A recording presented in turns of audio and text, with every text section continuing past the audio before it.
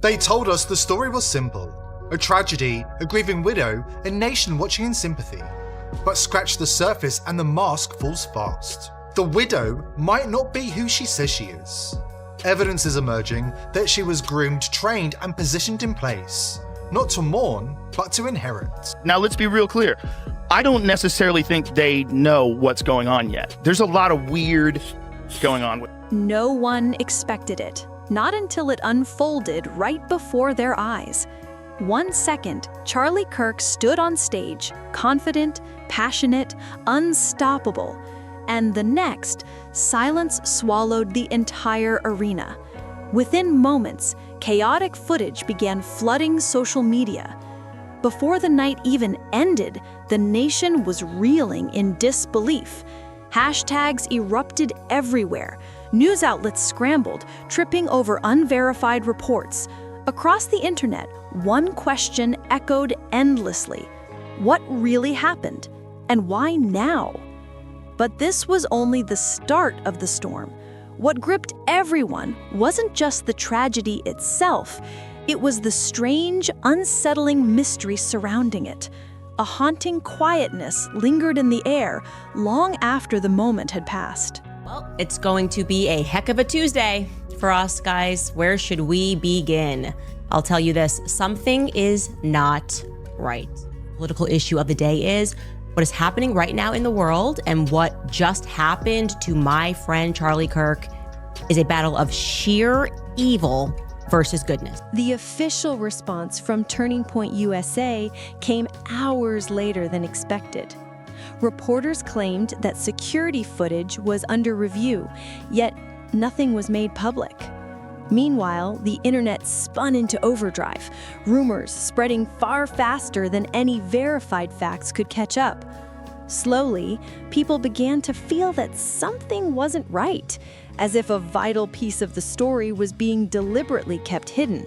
There is something off with Erica Kirk. What she is wearing seems a bit inappropriate to mourn your husband, who was literally taken out for the entire world to see. This woman is not grieving anything. She skipped straight to acceptance. This is most definitely PR, and they're using your grief for marketing. And the fact that Charlie Kirk's assassination is still being covered up, she is still walking around with the same security from September 10th, saying she's so excited for the new content that she'll be releasing. Isn't it strange how a widow stepped into the CEO role? She did 3 speeches already, one at a stadium. Charlie's family didn't even speak, and she's selling t-shirts, and is already hosting her husband's podcast, now doing an all-American halftime show with performers. She's not even home with her 2 young children who just lost their dad, not to mention how they're still trying to cover up her ties in Romania, which if you look at my previous video titled Charlie Kirk was betrayed, gets pretty wild. Anyone who's still buying this up because of Christian forgiveness needs to listen up. This is not strength. It's theater. Christians are not told to ignore evil. Forgiveness is not done in public like this. This is how they package a tragedy to make you feel good instead of asking real questions. They're using Christianity as a prop to make corruption look holy. And they'll weaponize forgiveness because it keeps people quiet. The burning question was, is this true resilience or a carefully crafted strategy? Critics argued that grief itself was being transformed into an image, a media instrument designed to evoke sympathy. They claimed this isn't spiritual strength anymore. It's a performance of power. As those words spread across platforms, the public began to fracture. This, they said, is how tragedy is repackaged into comfort, how pain is turned into a feel-good narrative. Instead of inspiring reflection, it redirects attention. Cloaked in the language of faith, it becomes untouchable, made to look sacred, pure, and beyond criticism. In this version, forgiveness isn't a path to healing anymore. It becomes a shield, a way to disarm doubt and silence dissent. But then came the turning point. Late that evening, a clip from the Joe Rogan Experience began circulating online. Rogan's voice was steady, calm yet cutting. And within a single sentence, he managed to make millions stop and think. Up in a way that, like, okay, you're saying something that's actually factually inaccurate, right, according to the narrative. Now, let's be real clear. I don't necessarily think they know what's going on yet. There's a lot of weird shit going on with this. I know.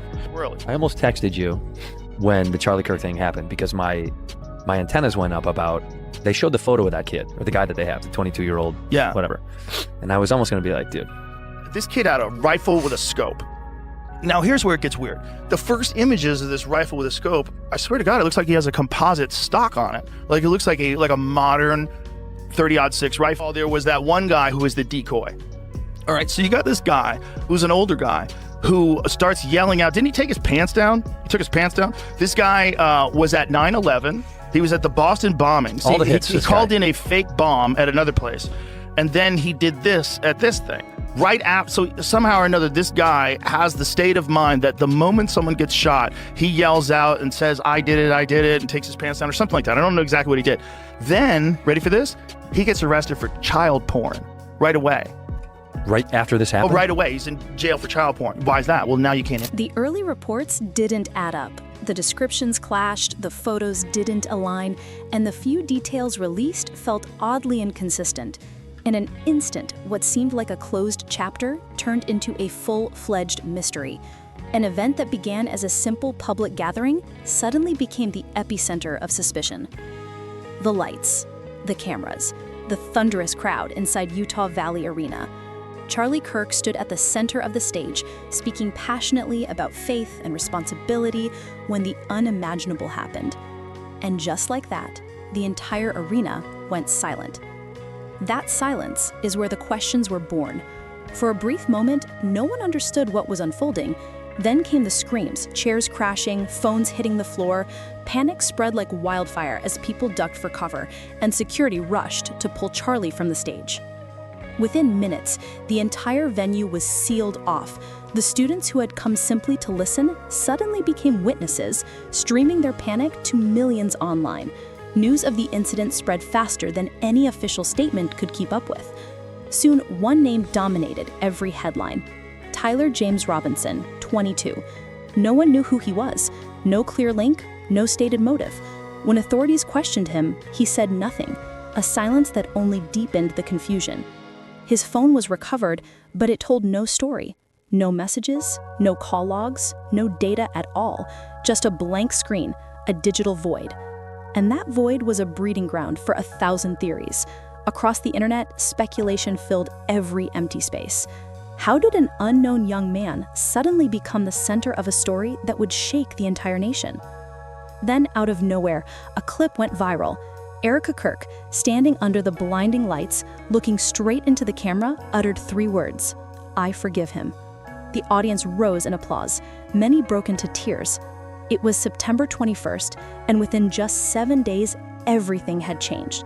The tragedy had transformed into something else, a public performance unfolding in real time. Podcasts, reaction videos, commentaries, social media drowned in endless debates, arguments, and theories. So how have we gone from this? That young man.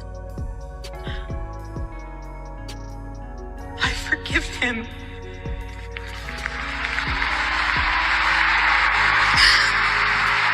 Which was the 21st of September, and now 7 days later, we get this. Nothing is changing, but I want to preface, we're not awkward, we're not like weird, we're not cringe, we're not going to be tweeting as if it's him. That's tone deaf and really disturbing, and anyone who does that's like morbidly off. Hey, we're going to be doing about 5 more episodes a week now, so just tell the team and make sure that happens. 3 hours of this, 2 more hours of podcasting. There is just something that just doesn't feel right. It feels wrong. It feels off. And I am trying so hard not to over-speculate, but it's hard when stuff like this is being put out to us. It's just not normal. It doesn't feel natural. I feel like we're watching a performance. It's almost like we're watching a movie unfold right in front of our eyes. And it's things like this that make me think that Charlie Kirk's assassination is so much bigger than we could ever imagine. This will live on. The team is keeping this alive because we have Charlie in each and every one of us. Some people felt something wasn't right. There was an unnatural rhythm to it all, as if the entire event had been staged. It felt like watching a movie, one witness said. A story already written, playing out scene by scene before our eyes. That uneasy feeling spread quickly, leading many to believe the truth was far bigger than what they were being told. Whispers began to circulate. Was this a political operation? A carefully engineered campaign? or something the public simply wasn't ready to know. Promises of complete transparency began to sound hollow. Conflicting reports emerged, mismatched timelines, contradictory witness statements, and video clips that ended abruptly or never surfaced at all. One day, officials claimed he acted alone. The next, they suggested another person might have been involved. Journalists began calling it a convenient coincidence. And as the public waited for answers, the only thing that became clearer was the absence of answers. Authorities later announced they'd recovered a critical piece of evidence, the alleged weapon from that night. But when the first photos leaked online, the doubts multiplied. The color didn't match, the design was off. Even the supposed location didn't line up with what witnesses described. That's when the internet caught fire. Rumors spread that the full arena footage was being withheld for security reasons. Those two words, security reasons, became the spark for thousands of online debates. Digital investigators began dissecting every leaked frame, analyzing angles, lighting, crowd reactions, even the timing between each sound. They mapped the stage frame by frame, claiming to uncover inconsistencies, anomalies that didn't fit the official story. Soon, even major news outlets that had stayed silent began asking the same question: what are we missing? Through it all, Erica Kirk remained composed, calm, measured, and strangely unshaken, as if untouched by the storm unraveling around her. She's solidifying the narrative that he's guilty. No matter what about a court appearance, anything else, that resonated with every Christian because they're supposed to be forgiving. Yeah. And that just subliminally, subconsciously, or very overtly put, yep, he's guilty, he did it, he's responsible, but Erica forgives him. And now she's the champion of TPUSA to come rushing in, building all of these other extensions and satellite, different clubs all over the place. Well, they're basically trying to build her up to be the next president. They're essentially seeing like, hey, this is a woman that we could set up maybe in 8 to 12 years. Yeah. Well, they then will be able to just solidify this Judeo-Christian, alliance, and that Israel was great and that Charlie loved the Jews and all these things, while completely disregarding the 5 weeks, leading up to his death, where he began to actually ask about this and point out this occupation. That question still hangs in the air, unanswered, because when one voice goes silent and another is elevated into a symbol, it's impossible not to wonder, was everything decided long before it happened? If things are truly as transparent as claimed, why does it all feel so rehearsed, like a script written, directed, and performed by the same people? One commentator put it exactly that way. His words went viral within hours. And just as public opinion reached its breaking point, a new voice entered the chaos: Joe Rogan. The moment he spoke, the internet seemed to freeze. His tone wasn't loud or angry. It was calm, cold, and razor sharp. On his podcast, he didn't rant or accuse. He simply delivered a few deliberate sentences. But those few words were enough to make millions hit rewind, listening over and over again. There's something off about this story. It wasn't an accusation. It wasn't even criticism. It was the restraint in his voice, the quiet certainty that made it 10 times more powerful. Rogan never pointed fingers, never said names. He just asked the questions everyone else was too afraid to say out loud. Why did part of the footage vanish? Why were the eyewitness accounts conflicting? Why did the official explanations keep changing? And most of all, why has no one from Charlie's inner circle spoken publicly? Not even Erica Kirk. Rogan's voice carried no anger, only a chilling disbelief.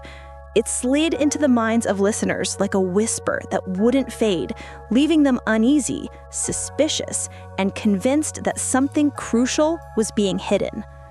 Within hours, that unease found its target, and one name began trending everywhere: Erica Kirk. Some called her a symbol of faith and strength. Others asked the questions no one wanted to touch. Why was she promoted so fast? And what exactly is she hiding? Then came another spark. Joe Rogan announced a follow-up podcast episode. The rumor mill exploded overnight. Some claimed Erica had quietly left Arizona the very next morning. No one could confirm it, but in the world of social media, proof didn't matter anymore. Once the internet believes a story, that belief becomes stronger than the truth itself. Within hours, screenshots, supposed flight logs, and unverified evidence spread like wildfire. None of it was proven, but every post was shared as if it were gospel truth. Erica Kirk was no longer just a name. She had become a symbol of silence, a presence too loud to ignore. Even as social media continued to explode, her supporters pleaded for restraint. They urged people to stop, reminding everyone that behind that calm, composed exterior was a woman enduring a loss no one could truly comprehend. But the critics didn't buy it. To them, her silence wasn't grief, it was strategy. For Erica's critics, silence had stopped being a virtue. It had become a message, a quiet confession, even though she never spoke a word. Both sides of the debate charged forward, convinced they alone were defending the truth. And in the middle of that noise, one question refused to fade. Was Erica running from the chaos or from something only she knew? That question lingered like smoke in the air until it ignited the next explosion. Because Joe Rogan's comment, as powerful as it was, wasn't the climax. It was only the spark. The real storm came from somewhere no one expected. A small, obscure podcast that suddenly claimed to have new evidence. The host alleged that Rogan had referred to a series of leaked text messages, supposedly between an event staff member and someone close to Charlie Kirk. No one could confirm their authenticity. No source, no data, just a few blurry screenshots that spread faster than wildfire. And strangely enough, they traveled faster than any verified news report. The messages were incomplete, fragmented, talking vaguely about time, technical issues, security, and a warning that he shouldn't continue. That was all it took for the internet to erupt. Overnight, TikTok and Reddit were flooded with self-proclaimed cyber sleuths, breaking down every pixel of the screenshots. They compared writing styles, usernames, timestamps, and even claimed to find a digital trail leading straight back to the Turning Point USA event organizers. Some went further, posting clips from the event, slowed down frame by frame, gleamingly discovered a strange sound buried in the audio, something no one had noticed before. And just like that, the comment sections exploded. Some believed, some doubted, but hundreds of new theories were born overnight. The story, already drowning in speculation, had spiraled completely out of control. While the world waited for Joe Rogan to break his silence, he chose something even louder: strategic quiet. As questions poured in from every direction, Rogan offered only one measured line. "I'm not saying I have evidence. I'm just saying there's more to it than that." Just one sentence, but it was enough to freeze the internet. In an age ruled by tweets and short clips, ambiguity burns brighter than facts. And with nothing more than that hint, the online world ignited itself. Influencers, podcasters, journalists, and anonymous accounts all transformed overnight into digital detectives. Everyone had their own angle. Everyone was convinced they'd uncovered the clue no one else had seen. The line between fact and theory dissolved completely. Questions weren't being asked to find truth anymore. They were being asked to sustain doubt. And just as the frenzy reached its breaking point, a single image appeared. Erica Kirk was back. Calm, composed, unshaken. But this time, it didn't look like a return. It looked like a confrontation. At a major Turning Point USA event, Erica stepped onto the stage dressed in all black, elegant yet severe. No smile, no tears, just deliberate, composed silence. The spotlight locked onto her, and every camera in the room followed. Lenses zoomed in on every subtle movement, a lifted eyebrow, a slow inhale, a blink. Each frame was dissected online, slowed down, replayed, and analyzed like evidence in a trial without a judge. She spoke for less than 5 minutes. Thank you to everyone who still believes in the mission we started together. We will continue. We will not stop. No mention of Rogan, no reference to the rumors, no explanations, no anger. Her silence spoke louder than any defense. For a moment, the room was utterly still. Then came the thunder of applause.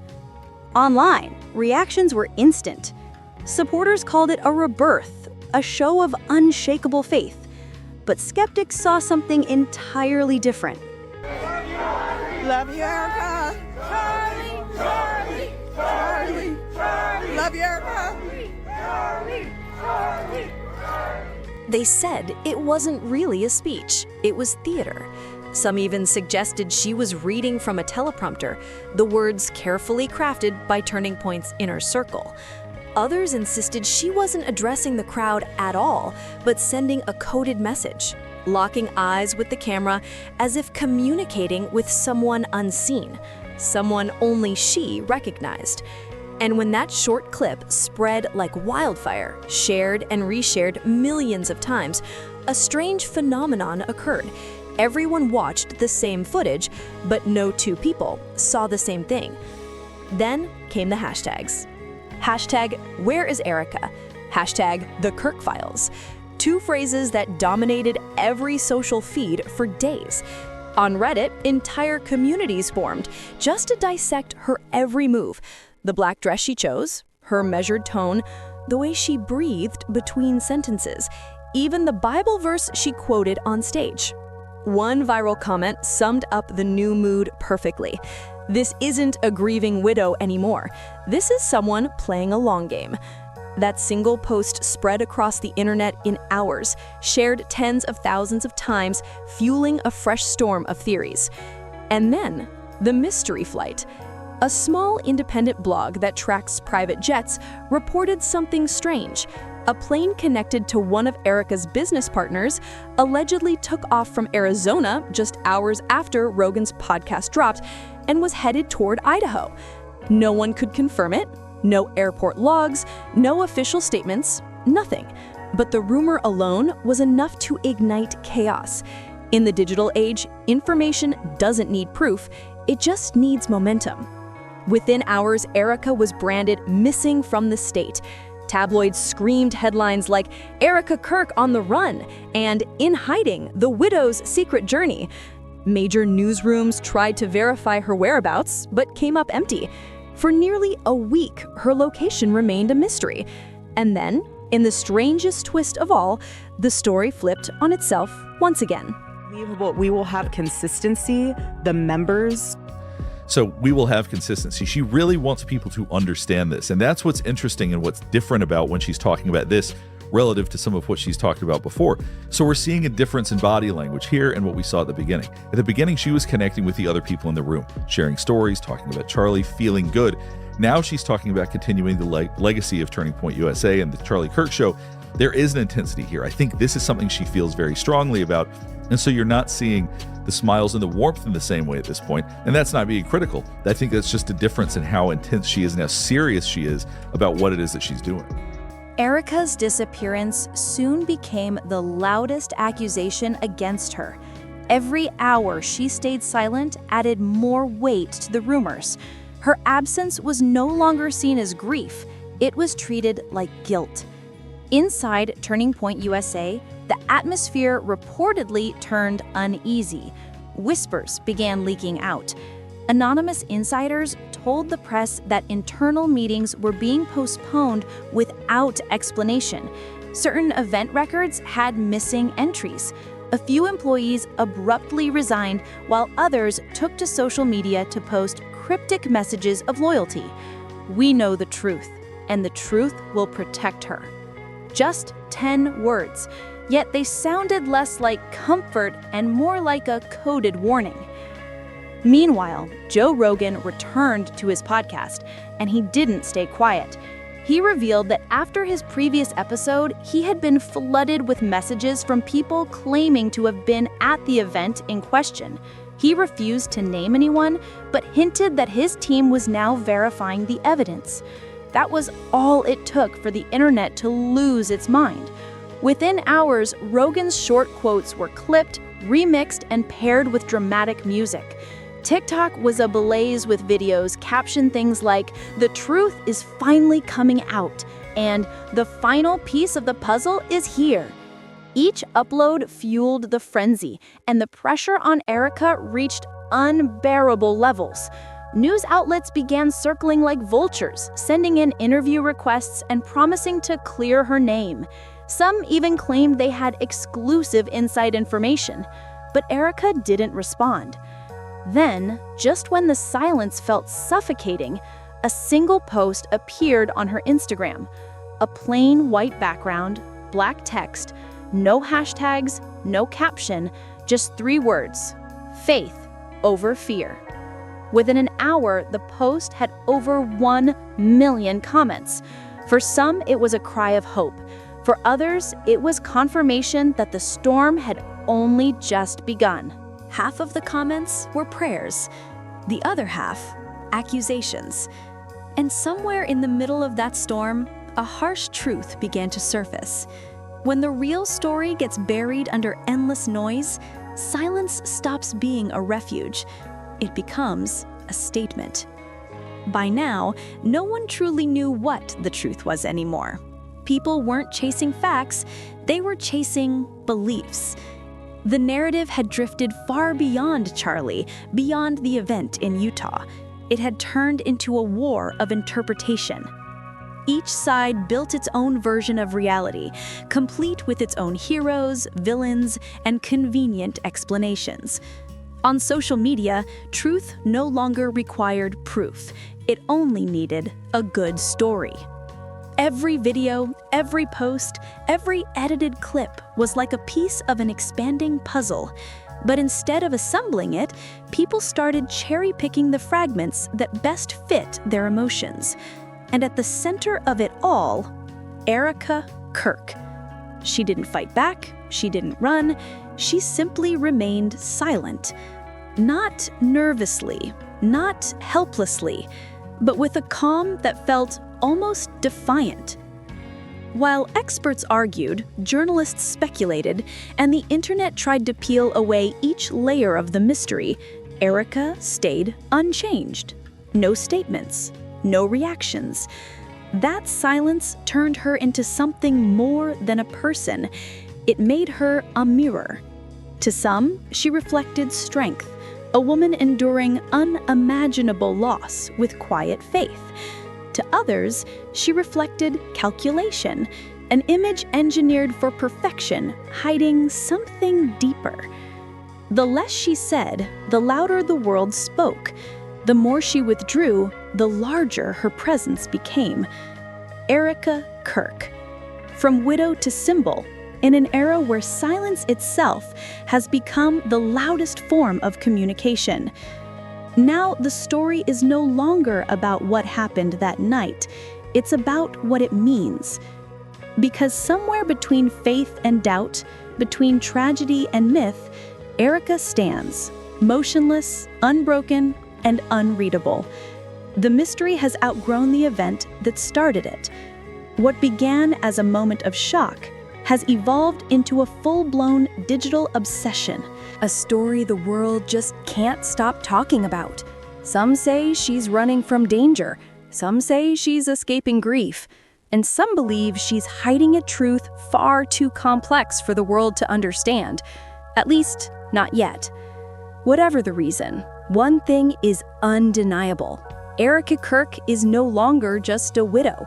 She's become the emblem of a generation where questions matter more than answers, and silence speaks louder than any denial could.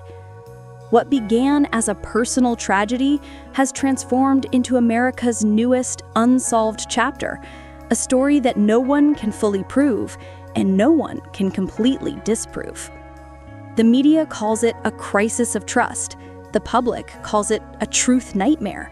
But for many, it's something even more haunting, a reflection of ourselves, where every person chooses to believe the version that comforts them most.